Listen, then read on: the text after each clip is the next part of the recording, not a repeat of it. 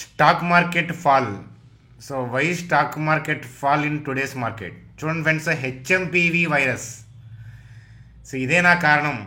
So అయితే చూడండి friends, stock market already ఏంటంటే డౌన్ ట్రెండ్ నడుస్తుంది. మన స్టాక్ మార్కెట్ అది మనం డిస్కస్ చేసుకుంటూనే ఉన్నాం. ఎవరు ఒప్పుకున్నా ఒప్పుకోకపోయినా బ్రాడ్ వ్యూ అనేది డౌన్ అనే విషయం మీకు కూడా అర్థమైంది. కానీ కానీ కానీ రేపు బ్యాంక్ నిఫ్టీలో ర్యాలీ వస్తుందా? Question mark. సో ఆ లెవెల్స్ గురించి నేను వీడియోలో చెప్తాను. లోపల దాకా చూసే ఓపిక లేకపోతే మీ ఇష్టం, అన్సబ్స్క్రైబ్ చేసుకోండి. చూడండి సార్, మణిపురంకి సంబంధించిన రాబరీ 20 crores రాబరీ అయింది. అది మణిపురం ఫైనాన్స్ని ఏ విధంగా ఇంపాక్ట్ చేస్తుంది ఆ విషయాలు చూద్దాం. సో ఎల్టీఐ మైంట్రీ యొక్క లెవెల్స్ ఏంటి, అలాగే రీసెంట్గా అంత మంచిగా పర్ఫార్మెన్స్ ఏమీ లేదు, కానీ పర్ఫార్మెన్స్ ఇచ్చేలాగా ఉంది. ఆ పాయింటర్స్ ఏంటి, ఎల్టీఐ మైంట్రీ యొక్క లెవెల్స్ ఏంటో చూద్దాం. సో Q3 అప్డేట్లో భాగంగా టైటాన్కి సంబంధించిన అప్డేట్ వచ్చింది. డాబర్ అప్డేట్తో డమేల్ అని కూడా ఉంది. సో ఇన్ఫో ఎడ్జ్కి సంబంధించిన Q3 అప్డేట్ ఏంటి, సో అలాగే ఐటీసీ హోటల్. సో ఇప్పుడు ఏంటంటే ఈరోజు డీమర్జింగ్కి సంబంధించిన ఎగ్జిక్యూషన్ డేట్ అనమాట ఈరోజు. మరి ఆ అప్డేట్స్, ఓవరాల్గా Nifty, bank Nifty key levels ఏంటి, నిఫ్టీలో లెవెల్ వేరేలాగా మ్యాచింగ్ ఉంది, బ్యాంక్ నిఫ్టీలో లెవెల్ ఇమీడియట్గా ఉంది. మరి బ్రాడ్ పిక్చర్ ఏంటి, బ్రాడ్ పిక్చర్ డౌన్ అయినా కానీ రేపేమీ పడిపోవాలని రూల్ ఏం లేదు. అది ఎలాగెలగా ఆ విషయాల గురించి ఈ వీడియోలో డిస్కస్ చేద్దాం. చూడండి ఫ్రెండ్స్, స్టాక్ మార్కెట్ కరెక్షన్స్ అంటే మన చాణక్య స్టాక్ ట్రేడర్ సబ్స్క్రైబర్స్ అంటే ఎప్పటి నుంచో ఉన్నవాళ్ళు, రీసెంట్ 2-3 monthsలో వాళ్ళకి తెలియకపోవచ్చేమో, కానీ ఎప్పటి నుంచో సబ్స్క్రైబ్ చేస్తూనే ఉన్న వాళ్ళకి కరెక్షన్స్లో స్టాక్స్ని ఇన్వెస్ట్మెంట్స్ చేసుకుంటే జరిగే మంచి అనేది తెలుసు, ఆ ఫ్రూట్ ఏంటో తెలుసు. చూడండి సార్, చలికాలం గోలీ సోడా తాగితే బాగుంటుందా, ఎండాకాలం గోలీ సోడాలో నిమ్మకాయ పోసుకొని తాగితే బాగుంటుందా? ఎండాకాలమే కదా. అలాగేంటంటే స్టాక్ మార్కెట్ ఇన్వెస్ట్మెంట్స్ కూడా కరెక్షన్లో చేస్తేనే దాని రుచి, అదనమాట. సో కాబట్టి వీడియోలోకి వెళ్ళే ముందు మన ఛానల్ వీడియోని లైక్ చేయడం అనేది యాజ్ యూజువల్, కాబట్టి లైక్ చేయండి. అలాగే ఏంటంటే కొత్తగా వాచ్ చేస్తున్న వాళ్ళకి అసలు నేను సబ్స్క్రైబ్ చేయమనే చెప్పను, అర్థమవుతుందా? ఎందుకంటే ఒక 2-3 వీడియోస్ చూస్తే నచ్చి మీ అంతా మీరే సబ్స్క్రైబ్ చేస్తారు. ఒకవేళ చేయకపోతే వెతుక్కొని వచ్చి చేయాల్సిన అవసరం అనేది పడుతుంది. ఎందుకనంటే చాలా ఇంపార్టెంట్ కంటెంట్ అలాగే మన థింగ్స్ ఎనాలిసిస్ అంతా కూడా అన్మ్యాచ్డ్, యూనిక్గా ఉంటాయి అని చెప్తాను. చూడండి ఫ్రెండ్స్, మనం స్క్రీన్ మీద నిఫ్టీ యొక్క చార్ట్ చూస్తున్నాం. HMPV virus. సో చిన్నపిల్లల్ని అటాక్ చేస్తుంది అని ఇండియాలో 3 కేసులు వచ్చినాయి అని, అంటే 3వ కేసు నమోదైందని చూస్తున్నాం. వాళ్ళకేమో ట్రావెల్ హిస్టరీ లేదు. మరి చైనా నుంచి ఎలా పాకిందంటారు వైరస్? అక్కడ నుంచి అక్కడ దాకా ట్రావెల్ చేసిందంటారా? సరే, సో దాని గురించి అక్కడ పక్కన పెడితే, సో మార్కెట్ వాళ్ళ పడడానికి కారణం అనేది హెచ్ఎంపివి వైరస్ అని చెప్పని అనుకుంటున్నారు. మరి ఫ్రైడే అదేనా కారణం? మరి థర్స్డే ర్యాలీ రావడానికి వైరస్ కారణమా? చూడండి సార్, ఈ వైరస్ పదం ఇవాళ కాదు, మనం రీసెంట్ లాస్ట్ 10-15 days నుంచి వింటూనే ఉన్నాం కదా. ఇవాళ మార్కెట్ పడింది కాబట్టి దానికి మ్యాప్ చేయడం అనేది ఈజీ అయింది. సో అంతకంటే ఏం లేదు. సో అయితే నిఫ్టీ గురించి అనాలిసిస్ చేసే ముందు మనం చూద్దాం, బ్యాంక్ నిఫ్టీ గురించి చూడాలి. ఎందుకనంటే నిఫ్టీ ఇంతలా పడిపోవడానికి కారణం అయితే కనుక హెచ్డిఎఫ్సి బ్యాంక్ యొక్క Q3 అప్డేట్. సో అనుకున్నంత స్థాయిలో లేదు, వీక్గా ఉన్నాయి Q3 అప్డేట్స్ హెచ్డిఎఫ్సి బ్యాంక్ సంబంధించి. ఎస్పెషల్లీ కాసాలో ఏంటంటే డిక్లైన్ ఉంది. కాసా అంటే current account saving account ratio. ఆ కాసా రేషియో అనేది డిక్లైన్ ఉంది. కానీ చండాలంగా అయితే ఏం లేవు రిజల్ట్స్, ఓకే మాదిరిగానే ఉన్నాయి. కాకపోతే ఏంటంటే హెచ్డిఎఫ్సి బ్యాంక్లో ఆల్రెడీ మొన్ననే ఫాల్ కొట్టారు. ఇది ఊహించే ఉంటారు ఈ Q3 అప్డేట్ని, అంటే వాళ్ళకి ఇన్ఫర్మేషన్ ఉండే ఉంటుంది. ఈరోజు కూడా హెచ్డిఎఫ్సి బ్యాంక్ పడటం, heavy weighted stock HDFC bank కిందకి కదలటం, దాని తర్వాత రిలయన్స్ కూడా కిందకి కదలటం, అలా నిఫ్టీలో మేజర్ కంపెనీస్ కింద పడటం వల్ల ఇంతలా రెడ్ క్యాండిల్ అనేది మనం చూసాము అని చెప్పచ్చు అనమాట. కానీ నిఫ్టీలో లెవెల్ ఏమో దూరంగా ఉంది, బ్యాంక్ నిఫ్టీలో లెవెల్ ఏమో దగ్గరగా ఉంది. ముందు బ్యాంక్ నిఫ్టీ కథ చూసి నిఫ్టీ గురించి మళ్ళా వద్దాం. చూడండి friends, Nifty bank Nifty point of వ్యూలో మనం లాస్ట్ నైట్ వెబినార్లో డిస్కస్ చేసుకున్నాం. ఆ వెబినార్లో వాళ్ళకి లాస్ట్ నైటే నేను ఎక్స్ప్లెయిన్ చేశాను ఎందుకని డౌన్ ట్రెండ్ అనేది. అలాగే ఏంటంటే ఎఫ్ఐఎస్ ఒక రేంజ్లో సెల్ ఆఫ్ చేస్తారు అని చెప్పాను. ఒక రేంజ్ అంటే వాళ్ళు హెవీగా కొన్ని లాట్స్ వేలల్లో వాళ్ళు చేయాలి కాబట్టి ఒకటే స్ట్రైక్ ప్రైజ్ మీద సెల్ ఆఫ్ చేయలేరు. సేమ్ థింగ్ ఒక్క డేలోనే వాళ్ళ డెసిషన్ మొత్తాన్ని చెప్పలేరు. ఒక డేలో ఎన్ని లాట్లు సెల్ చేయగలుగుతారు వాళ్ళు. అందువల్ల కంటిన్యూగా అంటే ఒక ట్రెండ్ అనేది కంటిన్యూగా కొనసాగుతుంది. ఆ ట్రెండ్ని ఐడెంటిఫై చేస్తే దాన్నే బ్రాడ్ పిక్చర్ అంటారని చెప్పి లాస్ట్ నైట్ మనం విపులంగా ఎగ్జాంపుల్స్ ద్వారా చెప్పడం అనేది జరిగింది. మీ అంతా మీరే చెప్పారు ఒకటే స్ట్రైక్ ప్రైజ్ మీద ఎఫ్ఐఎస్ కొనడం సాధ్యం కాదు అని మీకు మీ అందరికి మీరే ఎగ్జాంపుల్ లాగా మీరే ఏంటంటే అవగాహన తెచ్చుకున్నారు. అది ఎంతమంది లాస్ట్ నైట్ వెబినార్ అటెండ్ అయ్యారో ఆ కామెంట్ సెక్షన్లో కామెంట్ చేయండి ఈ వీడియోలో. అట్లాగే ఏంటంటే ఎందుకంటే ఫ్రీ గ్రూప్లో కూడా నేను లింక్ షేర్ చేశాను. మన టెలిగ్రామ్ గ్రూప్ ఉంది కదా, అన్నీ ఫ్రీయే. మీరు టెలిగ్రామ్ లింక్ ఉందా, మీరు ఇంకా ఓన్లీ సబ్స్క్రైబర్ మాత్రమే టెలిగ్రామ్ గ్రూపులో జాయిన్ అవ్వకపోతే ఇక ఫ్రీ టెలిగ్రామ్ లింక్ ఉంది, దాని ద్వారా జాయిన్ అవ్వచ్చు. ఈ గ్రూప్లో కూడా నేను వెబినార్ లింక్ అనేది పోస్ట్ చేశాను, మీరు చూశారు కదా, అదనమాట కదా. చూడండి సార్, బ్రాడ్ పిక్చర్ డౌన్ అంటే ఒక రేంజ్లో సెల్ ఆఫ్ చేసుకుంటా వస్తారని చెప్పాం. చూడండి, sell off sell off sell off sell off. So shorts covering. So అలాగే ఏంటంటే ఈ ఏరియా అంటే ఇప్పుడు చూడండి, మీకు ప్రీవియస్ వీడియోస్ దాకా లాస్ట్ వీక్ మొత్తం కూడా మీరు మన ఛానల్లో వీడియోస్ చూస్తే ఈ 49,788 ఈ 50,633 ఈ ఏరియా అనేది మార్క్ చేసి ఉంటుంది. షార్ట్స్ కవరింగ్ ఏరియా అని చెప్పి మార్క్ చేసాం. చూసారా మీరు, ఆ ఏరియాలోనే షార్ట్ కవరింగ్ వచ్చింది. షార్ట్ కవరింగ్ అయిపోయిందిగా. దాని తర్వాత ఏంటంటే వాళ్ళు ఆల్రెడీ సెల్ ఆఫ్ చేస్తున్నారు కదా. చూడండి, సెల్ ఆఫ్ చేస్తున్నారు. ఇది ప్రాఫిట్ బుకింగ్, మళ్ళీ సెల్ ఆఫ్ చేస్తున్నారు. అంతే, మనం 1-2 లాట్లతో చేస్తాం కాబట్టి మనం సపోర్ట్ రెసిస్టెన్స్ అనే పాయింట్ ఆఫ్ వ్యూలో థింకింగ్లో ఉంటాం. బిగినింగ్ డేస్లో నేను కూడా అంతే ఉండేవాడిని. కానీ ఇనిషియేషన్స్ ఏంటంటే ఒక రేంజ్లో సెల్ ఆఫ్ చేసుకుంటా వస్తారు. కవర్ చేస్తున్నా కూడా ఒక రేంజే ఉంటుంది. చూడండి, సెల్లింగ్ అంత రేంజ్లో లేదు కదా కవరింగ్, ఎందుకని అది ప్రాఫిట్ బుకింగ్ మాత్రమే. కానీ కిందకి పోయి పంపే ఉద్దేశం ఉంది కాబట్టి ఆ రేంజ్ అనేది పెద్దగా ఉంది. చూడండి, ప్రాఫిట్ బుకింగ్ మళ్ళీ ఆ రేంజ్ అనేది కంటిన్యూ చేసుకుంటూ వెళ్ళారనమాట. మనం లాస్ట్ వీక్ వీడియోస్లో మీరు చూసుంటే కనుక ఇంకోటి ఈ జోన్ని బ్రేక్ చేసే ఉద్దేశం ఉంది వాళ్ళకని చెప్పాను. బ్రేక్ అవుతుంది అని నేనేం చెప్పలేదు, బ్రేక్ చేసే ఉద్దేశం ఉంది అని. ఆ ఉద్దేశం ఏంటంటే మీకు ఈ పాటికి ఇప్పుడు అర్థమై ఉంటుంది, లాస్ట్ వీక్స్లో మీకు అర్థమై ఉండకపోవచ్చు అనమాట. అదనమాట. సో అంతా బాగానే ఉంది. కానీ బ్యాంక్ నిఫ్టీలో చాలా జాగ్రత్త. కింద ఒక లెవెల్ మీకు డ్రా చేసి టెలిగ్రామ్ గ్రూప్లో షార్ట్ కవరింగ్ వస్తుంది అని చెప్పి మీకు చెప్పడం అనేది మీరు చూసారా.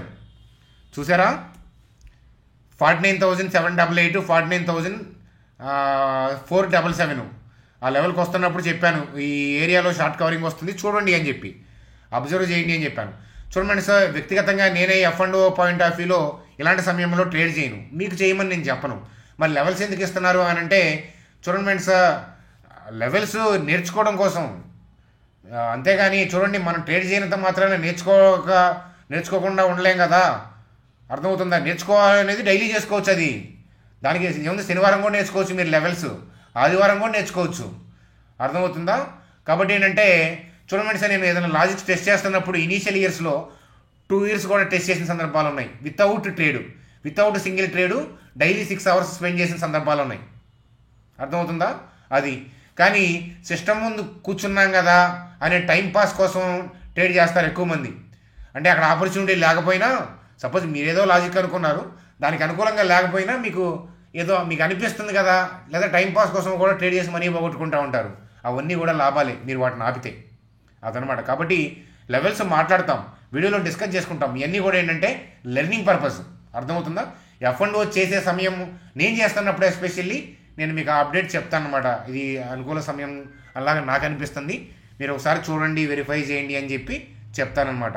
సో ఇంతకీ బ్యాంక్ నిఫ్టీ పరిస్థితి ఏంటి అని అంటే చూడండి సార్, లాజిక్ మీకు మళ్ళా చెప్తాను, కొత్త వాళ్ళు ఉంటారు కాబట్టి మళ్ళా చెప్తాను. బ్రీఫ్గా చెప్పాలి అని అంటే చూడండి, ఒక డౌన్ ట్రెండ్ లైన్ ఇది, ఒక ట్రెండ్ లైన్ లాగా డ్రా చేస్తే, మళ్ళీ లైన్లు డ్రా చేస్తే టైం పట్టిద్ది. చూడండి సార్, ఒక డౌన్ ట్రెండ్ లాగా నడిచింది కదా, దాని నుంచి ఈ క్యాండిల్ నుంచి టర్న్ అయ్యి వెళ్ళిపోయింది. డౌన్ ట్రెండ్ నడుస్తున్నప్పుడు హెవీగా సెల్ ఆఫ్ జరుగుతూ ఉంటాయి. కానీ ఇలా తెప్పాలి అని అంటే నార్మల్ పీపుల్ వల్ల సాధ్యం కాదు కదా. బాహుబలిలో విగ్రహం లేపినట్లు నార్మల్ పీపుల్కి సాధ్యం కాదు. పెద్ద పెద్ద ప్లేయర్లకి సాధ్యమవుతుంది. సో ఇలా ఇలా డౌన్ ట్రెండ్ నడుస్తున్నప్పుడు ఎక్కువ సెల్ ఆర్డర్స్ ఉంటాయి మార్కెట్లో. కానీ ఎక్కువ సెల్ ఆర్డర్స్ ఉన్నా కూడా ఆ సెల్ ఆర్డర్స్ యొక్క సప్లైని బీట్ చేసి డిమాండ్ క్రియేట్ చేయడం అంటే too much bye orders place చేస్తే తప్ప డౌన్ ట్రెండ్ నడుస్తున్న ట్రెండ్ లైన్ బ్రేక్ అయ్యి పైకి వెళ్దు. అంతేనా? చూడండి, సెల్ చేస్తున్నప్పుడు సెల్ ఆర్డర్లు ఈజీగానే దొరుకుతాయి కదా. కానీ సెల్ ఆర్డర్లు దొరుకుతున్నప్పుడు కూడా డిమాండ్ క్రియేట్ చేయడం అంటే ఎంత రేంజ్లో వాళ్ళు బై ఆర్డర్స్ ప్లేస్ చేయాలి? Huge quantity. కాబట్టి ఇది టర్నింగ్. చూడండి, ఇక్కడ ఈ రెడ్ క్యాండిల్ యొక్క క్లోజింగ్ ఏరియా నుంచి గ్యాప్ అప్ అయింది. నెక్స్ట్ డే గ్యాప్ అప్ అయ్యి ర్యాలీ అయింది. కానీ ఆ గ్యాప్లో నుంచి కూడా కిందకు కూడా పడింది. సో అంటే గ్యాప్ అప్ అంటే ఏంటి? అక్కడ నుంచి చూడండి, ఈ రెడ్ క్యాండిల్ లో నుంచి ఈ క్యాండిల్ ఓపెనింగ్ని గ్యాప్ అప్ అంటాం కదా. కానీ ఆ డేలో ఇంట్రాడేలో కింద దాకా వచ్చింది అని అంటే ఆ గ్యాప్ అప్లో ఉన్న కొన్ని ఆర్డర్స్ని క్లియర్ చేయగలిగింది. అంతే కదా. గ్యాప్ అప్లు ఎందుకు ఫామ్ అవుతాయి? ప్రీ మార్కెట్లో బయర్ ఆ ఏరియాలో ఉండి సెలర్ లేకపోతే గ్యాప్ అవుతుంది. టమాటాలు సరే, వంకాయలు లేదా బెండకాయలు నిన్న మార్కెట్లో 30 ఉన్నాయి, వాళ్ళ 40 అంటున్నారంటే ఏంటి అర్థం? ప్రీ మార్కెట్లో 30 దగ్గర బాగా డిమాండ్ ఉంది. అర్థమవుతుందా? అదనమాట. అలాగే ఈ గ్యాప్ అప్ అంటే ఇక్కడ బై ఆర్డర్స్ హెవీగా ఉన్నాయి. అంటే ఈ రెడ్ క్యాండిల్ యొక్క క్లోజింగ్ ఏరియా చూడండి, నియర్ బై ఏరియా అంతా మార్క్ చేశాను. ఎందుకంటే ఎగ్జాక్ట్గా లైన్ మనం ఐడెంటిఫై చేయలేము డిమాండ్ని. సో ఇది సపోర్ట్ రెసిస్టెన్స్ కాన్సెప్ట్ కాదు, డిమాండ్ సప్లై కాన్సెప్ట్ వేరు. ఇక్కడ మనం డిస్కస్ చేస్తున్న కాన్సెప్ట్ డిమాండ్ సప్లైలోంచి డెవలప్ చేసింది నేను వ్యక్తిగతంగా, అదనమాట. కాబట్టి ఈ క్లోజింగ్ ఏరియా దగ్గర ఏరియాలో డిమాండ్ ఉంటుంది, బై ఆర్డర్స్ ఉంటాయి. కానీ ఆ ఏరియాలో సెల్లర్ లేడు, అలా మార్కెట్ వెళ్ళిపోయింది, మళ్ళీ ఆ ఏరియాకి రాలేదు. కానీ సో ఇంకా ఇవాళకి కూడా రాలేదు. సో నేను మార్క్ చేశాను, మీకు చూపించాను కదా షార్ట్ కవరింగ్ వస్తే చూడండి అని. నేను చెప్పిన తర్వాత ఆ లెవెల్ టచ్ అయిన తర్వాత మీరు చూసే ఉంటారు, 5 మినిట్స్లో పెట్టుకొని చూసినా కూడా you will see some short covering. Green candles కనిపిస్తున్నాయా? అది. సో అయితే స్టిల్ ఆ లెవెల్ ఉంది కదా, 49,788, 49,477. చూడండి సార్, నేను వీడియో రికార్డ్ చేసేటప్పటికి యూఎస్ మార్కెట్ ఇంకా ఓపెన్ అవ్వలేదు, 9:51 అవుతుంది.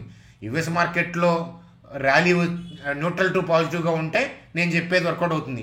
యూఎస్ మార్కెట్లో నార్మల్గా న్యూట్రల్గా ఉన్నా కూడా, అంటే కొద్దిగా డౌన్ ఉన్నా కూడా వర్కౌట్ అవ్వచ్చేమో.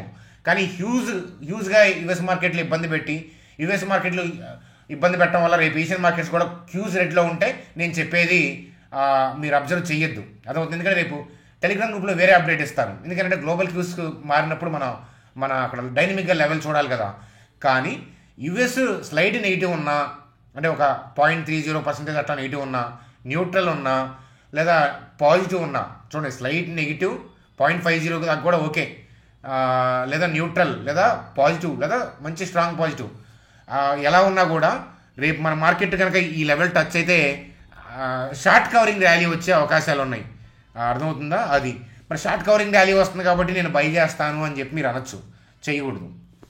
ఎందుకంటే మనం చూడాలి అంతే. ఎందుకని బ్రాడ్ పిక్చర్ డౌన్ ఉన్నప్పుడు ఏ కొద్దిగా అవకాశం ఉన్నా వాళ్ళు కిందకి వెళ్ళే ఉద్దేశంగా ఉంటారు. కాబట్టి మీరు ఇక్కడ షార్ట్ కవరింగ్ బై ఆర్డర్స్ ఉన్నాయి కదా, నేను బై చేస్తానని చెప్పంటే మీరు అనుకున్న టార్గెట్ రాదు. ఇక్కడ నుంచి బౌన్స్ రావచ్చు, కానీ ఎంత ఎత్తుకు ఎదుగుతుంది, ఎంత ఎత్తుకు లెగుస్తుంది అనేది అది జడ్జి చేయలేము. ఎందుకని బ్రాడ్ పిక్చర్ డౌన్ అయినప్పుడు సెల్ అండ్ ర్యాలీస్ అంటారు, అదనమాట. చూడండి, ఈ ర్యాలీ తర్వాతే వాళ్ళు సెల్ కొట్టారు చూడండి, అర్థమవుతుందా? అది అలాగేనంటే దీని థింగ్ వల్ల మళ్ళీ కపుల్ ఆఫ్ ట్రేడింగ్ చేసింది కానీ ఏదన్నా కానీ ర్యాలీ వస్తే మనకు రీటైల్ పీపుల్కి డౌన్ సైడ్ థింక్ చేయడానికి అవకాశం ఉంటుంది, అర్థమవుతుందా? అదనమాట కదా. కానీ బ్యాంక్ నిఫ్టీలో లెవెల్ ఏమో దగ్గరగా ఉంది, నిఫ్టీ ఏమేమో దూరంగా ఉందన్నమాట. షార్ట్ కవరింగ్ ఏరియా నిఫ్టీలోనేమో చూడండి ఈ ప్రీవియస్ క్లోజింగ్ ఏరియా నుంచి పైకి అదేమో దూరంగా ఉంది, 23,356, 23,616 అంటే 300 పాయింట్స్ దూరం ఉంది. బ్యాంక్ నిఫ్టీలో ఏమో లెవెల్ దగ్గరగా ఉంది. మరి బ్యాంక్ నిఫ్టీలో షార్ట్ కవరింగ్ వస్తే నిఫ్టీలో కూడా వచ్చే అవకాశాలు ఉన్నాయి. కానీ రెండు కూడా సింక్ లేనప్పుడు ఏంటంటే ట్రేడ్ చేయడం ఇబ్బంది ఉంటుంది. ఇలా సింక్ లేకపోవడానికి కారణం ఏంటి అని అంటే, ఇప్పుడు బజాజ్ ట్విన్స్, మారుతి లాంటివి ఏమో వాటికి ఇండివిజువల్గా మంచి అప్డేట్స్ ఉండటం వల్ల ఇవి నిలబెడతాయి మార్కెట్ని. కానీ హెచ్డిఎఫ్సి బ్యాంక్ Q3 అప్డేటు ఇట్లాంటి థింగ్స్ వాటి వల్ల ఏంటంటే మార్కెట్లో ఏమో డిప్ కొడుతుంది. మళ్ళీ టైటాన్ అప్డేట్, బిజినెస్ అప్డేట్ బాగానే ఉంది. కాబట్టి ఇలా మిక్స్డ్గా ఉన్నప్పుడు నిఫ్టీ బ్యాంక్ నిఫ్టీ సింక్లో లేనప్పుడు ఏమవుతాయి అంటే మార్కెట్లు ఏంటంటే ఇబ్బంది పడతాయి, అర్థమవుతుందా? మీరు ట్రేడింగ్ ఇబ్బంది పడతాయి అనమాట మీరు అనుకోవడానికి, అదనమాట. కాబట్టి నిఫ్టీలో లెవెల్ ఏమో దూరంగా ఉంది, కానీ ఈ లెవెల్ రాకుండా షార్ట్ కవరింగ్ రావచ్చు because of the bank Nifty, లేదా నిఫ్టీలో డిప్ రావచ్చు. సో నిఫ్టీలో డిప్ వల్ల బ్యాంక్ నిఫ్టీ కూడా కొంచెం కిందకి వెళ్ళొచ్చు. ఈ అన్ని పాసిబిలిటీస్ చెప్పాను అని మీకు అనిపించవచ్చు, తప్పేం లేదు. అలా అన్ని పాసిబిలిటీస్ ఉన్న సందర్భాలు కాబట్టే ఇప్పుడు ఇలాంటి సమయంలో F&O వద్దని చెప్పాను. అదనమాట కథ. సో కాబట్టి ఇలాంటి వాటిలో ఏం జరుగుతుందనేది చూసుకుంటా రేపొద్దున ఆలోచించుకోండి, ఒకసారి అబ్జర్వేషన్ పాయింట్ ఆఫ్ వ్యూలో నేర్చుకోండి అని చెప్పి మరీ చెప్తానమాట. అది కథ నిఫ్టీ బ్యాంక్ నిఫ్టీ. చూడండి ఫ్రెండ్స్, ఇప్పటిదాకా నేను చెప్పిన ఎఫర్ట్ అంతా నా 8 years ఎక్స్పీరియన్స్. నచ్చితే లైక్ చేయండి, అలాగే కొత్త వాళ్ళు అయితే మీకు ఇష్టం ఉంటే సబ్స్క్రైబ్ చేయండి. అదనమాట కథ. సో అట్లాగే ఫర్దర్గా వీడియోని ముందుకెళ్ళే ముందు చూడండి, ఇక్కడ మీకు లింక్ ప్లేస్ చేశాను. ఎవరికైనా డీమ్యాట్ అకౌంట్, ట్రేడింగ్ అకౌంట్ లేకపోతే ఇక్కడ లింక్ పోస్ట్ చేశాను, చూడండి. నెంబర్ ఎంటర్ చేసి కంటిన్యూ క్లిక్ చేయండి అనమాట. మీకు 10 minutesలో అకౌంట్ ఓపెన్ అవుతుంది. సో జాగ్రత్త అండి, మార్కెట్లో ఏంటంటే పెద్ద బ్రోకింగ్ కంపెనీల పేరున ఏంటంటే ఈ లింక్ ద్వారా ఓపెన్ చేయండి అని చెప్పేసి అట్లా ఎక్కడ పడితే అక్కడ మీరు చేస్తే ఏంటంటే మీ మనీ గాయబ్. జెరోదా, అప్పుడు మనం జెరోదా ఆథరైజ్డ్ పార్ట్నర్ కాబట్టి వాళ్ళు వీడియో పంపించారన్నమాట. ఒకటి జెరోదా NRI అకౌంట్ అని చెప్పేసి లింక్స్ పంపించేసి జెరోదా CEO వీళ్ళు ఉంటారు కదా పెద్ద వాళ్ళందరూ ఫొటోస్ మీకు ఇక్కడ కనిపిస్తూ ఉంటాయి గ్రూప్లో, పంపించేసి ఏంటంటే అక్కడ ఇన్వెస్ట్మెంట్ చేయండి అని చెప్పేసి మంచిగా సజెస్ట్ చేస్తాము, మ్యూచువల్ ఫండ్స్ అయ్యి అని చెప్పి ఫ్రాడ్ చేస్తున్నారు అని చెప్పేసి వీడియో పంపించారనమాట. అది మీకు కావాలంటే ఆ వీడియో షేర్ చేస్తాను. చాలా జాగ్రత్త, ఎక్కడ పడితే అక్కడ అకౌంట్లు ఓపెన్ చేయొద్దు అనమాట అది. సో కాబట్టి చూసుకోండి అని చెప్పి చెప్తాను. సో ఇక్కడ లింక్ ద్వారా ఏంటంటే మీరు నెంబర్ ఎంటర్ చేసి కంటిన్యూ క్లిక్ చేస్తే 10 minutesలో అకౌంట్ ఓపెన్ అవుతుంది. ఓపెన్ అయిన తర్వాత ఏంటంటే మీరు ఐడిని ఏంటంటే మా టీం నెంబర్కి వాట్సాప్ చేయండి, మిమ్మల్ని గ్రూప్లో యాడ్ చేస్తారు. అదనమాట కథ. చూడండి ఫ్రెండ్స్, అలాగే LTI మైంట్రీకి సంబంధించి upgrade to buy target price అనేది పెంచారనమాట. రీసెంట్గా ఏంటంటే అందరూ డౌన్గ్రేడ్ చేసిన వాళ్ళే, కానీ ఇప్పుడేమో అప్గ్రేడ్ చేశారు. ఎందుకంటే recent correction factors, near term earning risks, so ఇవన్నిటిని వాళ్ళు బేరీజ్ వేశారు. అట్లాగే high exposure to Americas region అని చెప్తున్నారు. BFSI వర్టికల్ అని చెప్పి చెప్తున్నారు. BFSI అంటే బ్యాంకింగ్, ఫైనాన్షియల్ సర్వీసెస్, ఇన్సూరెన్స్ అనమాట అది. అలాగే రెవెన్యూ గ్రోత్ ఎలా ఉండొచ్చు అనేది చూస్తున్నారు. ఇక్కడ 10% ఉండొచ్చు అని ఫైనాన్షియల్ 25-27కి సంబంధించి. ఎర్నింగ్ పర్ షేర్ CAGR అనేది 16% ఉండొచ్చు అని చెప్పి వీటన్నిటిని అంచనా వేసి టార్గెట్ ప్రైస్ని పెంచారు. అయితే ఈ కరెక్షన్లో LTI మైంట్రీ కనుక డిస్కౌంట్లో దొరికితే కనుక నేను అబ్జర్వ్ చేసే ప్రయత్నం చేస్తాను. సో LTI మైంట్రీకి సంబంధించిన లెవెల్స్ని నెక్స్ట్ వీడియోలో మీకు అప్డేట్ చేస్తాను. ఈ వీడియోలో సమయం సరిపోదన్నమాట. కాబట్టి LTI మైంట్రీ టెక్నికల్గా ఇన్స్టిట్యూషన్స్ ఎక్కడ బయింగ్ ఏరియాలో ఉన్నారు, వాళ్ళ యాక్టివిటీ హెవీగా ఉన్న ఏరియా ఏంటి అనేది టెక్నికల్గా ఐడెంటిఫై చేసే ప్రయత్నం అనేది నెక్స్ట్ వీడియోలో చేద్దాం తప్పకుండా. చూడండి, అలాగే ITCకి సంబంధించిన థింగ్ అనమాట. వాళ్ళ ఎగ్జిక్యూషన్ డేట్ కదా, చూడండి 459 పర్ షేరు, అలాగే 22 షేర్ ఫర్ హోటల్ బిజినెస్. చూడండి, అయితే మనకి రెవెన్యూ ఎలా ఉంది ITC ఇండివిజువల్గా, ITC హోటల్స్ ఎలా ఉంది అనేది ఇక్కడ కనిపిస్తూ ఉన్నాయి. బ్యాడ్ తెలుసు కదా, ఫేమస్ ఇన్వెస్టర్ ITCలో వాళ్ళ స్టేక్ ఎంత ఉంది అనేది ఇక్కడ కనిపిస్తూ ఉంది, చూడండి అనమాట. అయితే ITCకి సంబంధించి నేను చెప్తానని చెప్పాను ఆల్రెడీ. 204, 220 ఉన్నప్పుడు ITCని 2021లో మీమ్స్ నడుస్తున్నప్పుడు బాగా మనం స్టడీ చేసాం. అలాగే భవిష్యత్తులో డిప్స్లో ఇండివిజువల్గా ITC హోటల్స్ని ఎక్కడ స్టడీ చేయడానికి లెవెల్స్ అనుకూలంగా ఉన్నాయి అనేది మనం ఈ కరెక్షన్లో ఎడ్యుకేషనల్గా ఏంటంటే ఆ స్టడీ లెవెల్స్ డిస్కషన్ చేద్దాం. ఇన్వెస్ట్మెంట్ స్టడీ పాయింట్ ఆఫ్ వ్యూలో, లెర్నింగ్ పాయింట్ ఆఫ్ వ్యూలో ప్రోస్ కాన్స్ అన్నీ కూడా మనం కూలంకషంగా మాట్లాడుకుందాము ఈ అప్కమింగ్ వీడియోస్లో అని చెప్పి చెప్తాను. చూడండి, అలాగే మణిపురం ఫైనాన్స్కి సంబంధించి రాబరీ జరిగిందంట ఒడిస్సా బ్రాంచ్లో. స్ట్రాంగ్ రూమ్లో గోల్డ్ జ్యువెలరీ అలాగే క్యాష్ లాస్ అయ్యారు. ఎంత అంటే వాల్యూ అనేది ఎసెట్ వాల్యూ 20 crores అంట. సో దానికి సంబంధించి అప్డేట్ ఇచ్చారనమాట. అయితే పెద్దగా ఇంపాక్ట్ పడదు అనే పాయింట్ ఆఫ్ వ్యూలో చెప్తున్నారు, ఎందుకంటే వాళ్ళకి వడ్డీలు వస్తున్నాయి కదా, బాగానే తింటున్నారు కదా. సో అది మణిపురం వాళ్ళు ఇలాంటి అప్డేట్ వల్ల స్టాక్ ప్రైస్లో కరెక్షన్ అయితే ఇంకొంచెం పడితే బాగుందని చూస్తున్నాను. ఎందుకంటే 140 దగ్గర ఉన్నప్పుడు నేను ఎక్కువ స్టడీ చేయలేకపోయాను. 120కి వస్తుందేమో అత్యాశ ఉంది, ఆ లెవెల్ అక్కడ ఉంది. కాబట్టి ఏంటంటే మళ్ళీ ఏదైనా లెవెల్ దొరికితే డైనమిక్గా మణిపురంని భూతత్వంలో పెట్టి చూసే ప్రయత్నం అనేది చేస్తాను. చూడండి, అలాగే ఇన్ఫో ఎడ్జ్కి సంబంధించిన Q3 update. Stand alone billing up 15.8% అంట. ఇన్ఫో ఎడ్జ్ అంటే తెలుసు కదా మీకు, నౌకరీ ఇట్లాంటి వాటిలో ఇన్వెస్ట్మెంట్స్ ఉన్నాయి. నౌకరీలో మేజర్ స్టేక్ ఉంది. జొమాటో ఇట్లాంటి వాటిలో, Shaadi.com ఇట్లాంటి వాటిలో ఏంటంటే వాళ్ళకి స్టేక్ ఉంది. మనమే స్టాక్ మార్కెట్లో ఇన్వెస్ట్మెంట్ చేస్తుంటే వాళ్ళు మళ్ళీ ప్రైవేట్ ఈక్విటీ బిజినెస్గా ఇన్వెస్ట్మెంట్ చేస్తూ ఉంటారనమాట. అదనమాట కదా ఇన్ఫో ఎడ్జ్కి సంబంధించిన బిజినెస్ అప్డేట్ పాజిటివ్గా వచ్చింది అనేది ఒక అప్డేట్గా చూడండి. ఫ్రెండ్స్, అలాగే మోర్గన్ స్టాన్లీ వాళ్ళు డాబర్ గురించి చెప్తున్నారు. చూడండి, డిలైడ్ వింటర్ వల్ల హెల్త్ కేర్ పోర్ట్ఫోలియో ఇంపాక్ట్ అయింది అనే పాయింట్ ఆఫ్ వ్యూలో చెప్తున్నారు. సో డాబర్ 5% దాకా ఇంట్రాడేలో పడింది కదా. ఈక్వల్ వెయిట్ అని చెప్పి టార్గెట్ ప్రైజ్ని 531 ఇస్తున్నారు. ఈక్వల్ వెయిట్ అంటే నిఫ్టీ ఎలా పర్ఫామ్ చేస్తుందో అలాగే పర్ఫామ్ చేస్తుంది, అంతకన్నా ఎక్కువ కాదు అంతకన్నా తక్కువ కాదు అని. అలాగే ఇక్కడ చూడండి, రూరల్ అవుట్ పర్ఫార్మ్డ్ దాన్ అర్బన్ అంట. ఇది చూడండి, ఇది ఒక అబ్జర్వేషన్ పాయింట్. చూడండి, అలాగే టైటాన్కి సంబంధించిన Q3 update. Domestic jewellery sales 25% పెరిగినాయి అంట. చూడండి, ఇన్ఫ్లేషన్ ఎంత పెరిగినా, ఎన్ని ఖర్చులు పెరిగినా, పీపుల్ చూడండి ఇంటెన్షన్, తినకపోయినా ఆభరణం దగ్గర మాత్రం ఏంటంటే పీపుల్ ఇంట్రెస్ట్ చూపిస్తున్నారనే విషయం అర్థమవుతుంది. చూసారు కదా మీకు. కాబట్టి ఏ సెక్టార్లు కమింగ్ 20 yearsలో గ్రో అవుతాయో ఒక అంచనా ఉంది కదా, అదనమాట కదా. Domestic jewellery sales grow by 25% అంట. ఐకేర్ సేల్స్ తెలుసు కదా, టైటాన్ అంటే Titan I plus, fast track, so ఇట్లాంటివన్నీ కూడా టైటాన్లో సబ్సిడీ తనిష్కుంది. ఇవన్నీ కూడా ఏంటంటే టైటాన్ రూపంలో స్టాక్ మార్కెట్లో లిస్ట్ అయి ఉన్నాయి అనమాట. Eyecare sales 17% year point of view అంట. Domestic watches and wearables 13% year point of వ్యూలో. క్యారెట్ లేన్ సేల్స్ గ్రో అంటే 25% అంట. చూసారా, పీపుల్ షో ఆఫ్కి ఎంత ఖర్చు పెడుతున్నారనే విషయం మనకు అర్థమవుతుంది. అలాగే టైటాన్ వాళ్ళు ఇండివిజువల్గా బిజినెస్ చేస్తున్నారనే విషయం కూడా అర్థమవుతుంది. హెచ్డిఎఫ్సి కాస్త వీక్ అనిపించింది కదా, రిలయన్స్ కనుక వీక్ అనిపిస్తే కనుక నిఫ్టీ ఇంకొక లెవెల్కి వెళ్తుంది. ఆ లెవెల్ అంటే ఇప్పుడు చెప్పను, రిలయన్స్కి గండి పడితే అప్పుడు ఆ లెవెల్ గురించి డిస్కస్ చేద్దాం. ఐసిఐసి బ్యాంకు, టీసీఎస్, రిలయన్స్కి కనుక గండి పడింది అనుకోండి, నిఫ్టీ ఒక డిజిట్కి వెళ్తుంది. ఆ డిజిట్ లెవెల్ ఏంటి అనేది అప్పుడు డిస్కస్ చేద్దాం. ఇప్పుడు అప్రస్తుతం అది. చూడండి ఫ్రెండ్స్, వీడియో ముగించే ముందు చూడండి ఫ్రెండ్స్, మనకి బాగా డ్యామేజ్ చేస్తున్న థింగ్ ఏంటంటే మిల్క్ ప్రొడక్ట్స్. ఒకప్పుడు మన చిన్నప్పుడు అవన్నీ కూడా పడేవి. సో ఇప్పుడున్న ప్యాకింగ్ పాలు వల్ల కానీ గేదెల యాంటీబయాటిక్లు ఇవ్వడం వల్ల కానీ పడట్లేదు. సో యాక్చువల్గా ఏంటంటే న్యాచురోపతిలో ఏం చెప్తారు అని అంటే, కొంతమంది ఏం చెప్తారంటే అదర్ యానిమల్ ప్రొడక్ట్ మనకు సూట్ కాదని. ఎస్పెషల్లీ 28 years అలా దాటినప్పుడు ఏంటంటే మనకి బాడీలో మిల్క్ని అబ్జర్వ్ చేసుకునే సెల్స్ ఉండవు. మిల్క్, కర్డ్, యానిమల్ ప్రొడక్ట్స్ అంతా కూడా 1 month అవాయిడ్ చేసి చూడండి. మీకు కంఫర్ట్గా ఉంటే కంటిన్యూ, లేకపోతే తింటేనే కంఫర్ట్ ఉందనుకుంటే గో విత్ దట్ వన్.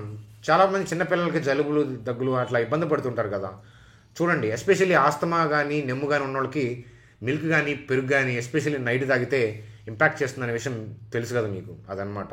చాలామంది ఏంటంటే ఆరెంజ్ని, మూసాంబీని అవి పడట్లేదు అనుకుంటారు. యాక్చువల్గా మీరు మిల్క్ ప్రొడక్ట్స్ వదిలేసి ఎంటీ స్టమక్ మీద తీయటి ఆరెంజ్, మూసాంబి అవి ట్రై చేసి చూడండి, వాటి వల్ల ఇంపాక్ట్ ఉండదు.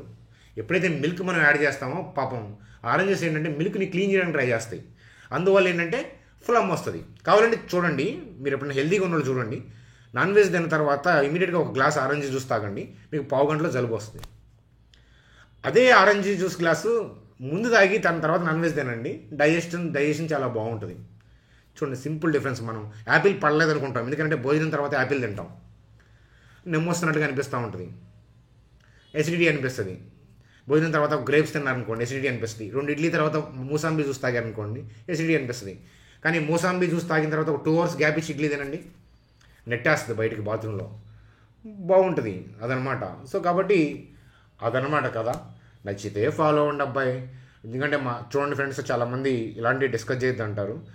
అది సపరేట్గా చెప్పే ఛానల్ పెట్టేంత నాకు సమయము లేదు. ఫ్యూచర్లో ప్లాన్ ఉంది, కానీ ఇప్పుడైతే కనుక ఆ సమయం లేదు నాకు. ఇంకొకటి ఏంటంటే మన ఛానల్ సబ్స్క్రైబర్స్ అయినా భూమి మీద మనుషులంతా కూడా ఒకటే అని ఫీల్ అవుతాను. వెళ్ళిపోతే ఏమో చూడండి, లేకపోతే లేదు, దాంట్లో ఏముంది. బిసరూప్రాయ్ చౌదరి ఛానల్ చూడమని చెప్పాను.